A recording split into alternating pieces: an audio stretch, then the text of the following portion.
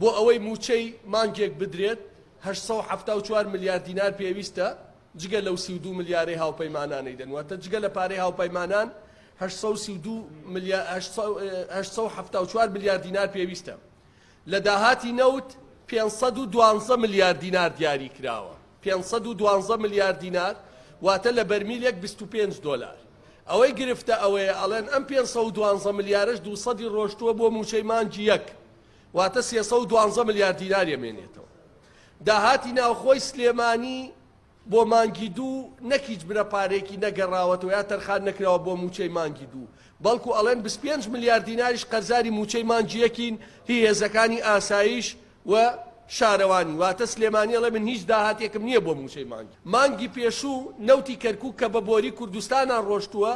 یەک بەرمیل نەوت بەنەوە 6 دۆلار فرۆشراوە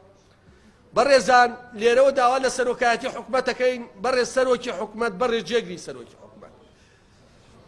مانگی پێشوو تێکرای نرخی نەوت 6 دۆلار بووە ئێستا کە قسەکەین 111 دۆلار ئەگەر لە بەرمیلێک نەوت تەنیا 35 دۆلار بمێنێتەوە داهاتی ناوخۆش نیوەی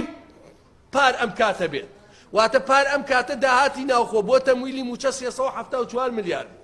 ئێستا ئەگەر نیوەی ئەم 374 بێ و لە بەرمیلێ نەوتیش تەنیا 35 دۆلار بمێنێتەوە خەڵکی کوردستان پێویستی بە 200 میلیارەکەی بەغداش نییە بۆ ئەوەی موچەن هیچ بیانویەک نییە بۆ ئەوەی موچە نەدرێ ئێمە باسی شتی میسالی ناکەین